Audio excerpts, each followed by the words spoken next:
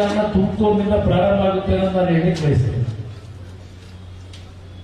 2006-7 ನಾನೇನೊಂದು BJP ಮತ್ತು JDS ನ ಸರ್ಕಾರವನ್ನು ರಚನೆ ಮಾಡತಕ್ಕಂಥ ಅನಿವಾರ್ಯ ಪರಿಸ್ಥಿತಿ ನನ್ನ ಪಾಲಿಗೆ ಬಂತು.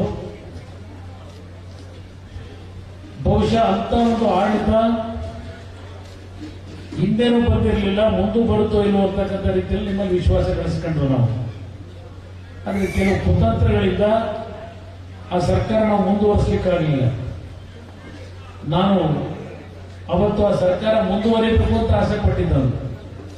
ಆದರೆ ನಾನು ಮಾಡದೇ ಇದ್ದಂಥ ತಪ್ಪಿಗೆ ಆ ತಪ್ಪಿನ ಶಿಕ್ಷೆಯನ್ನ ನನ್ನ ತಲೆ ಮೇಲೆ ಕಳೆದ 17 ವರ್ಷ ಒತ್ತು ಶ್ರಮಪಟ್ಟು ನಿಮ್ಮ ದುಡಿಮೆ ಮೇಲೆ ಇನ್ನೂ ಉಳಿದಿದ್ದೇನೆ. ಈ ರಾಜ್ಯದ ರಾಜಕಾರಣ ನಿಮ್ಮಿಂದ ನಾನು ಉಳಿದಿದ್ದೇನೆ.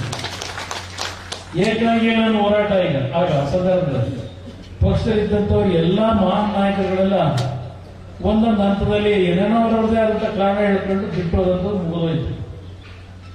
ಇವತ್ತು 2ನೇ ಅಧ್ಯಾಯ ಬಿಜೆಪಿಯ ಮತ್ತು ಜೆಡಿಎಸ್ ನ ಒಂದು ಮೈತ್ರಿಯಿಂದ ಕರ್ನಾಟಕ ರಾಜ್ಯದಲ್ಲಿ ಪ್ರಾರಂಭ ಆಗಿದೆ ಅಂತಕ್ಕಂಥದ್ದು ನನ್ನ ವೃತ್ತಿಯಲ್ಲಿ ಇಟ್ಕೊಂಡಿದ್ದೇನೆ. 2ನೇ ಅಧ್ಯಾಯ ನಮ್ಮ ರಾಜಕೀಯ ಜೀವನದಲ್ಲಿ. ಇವತ್ತು ಪ್ರಧಾನಮಂತ್ರಿಗಳು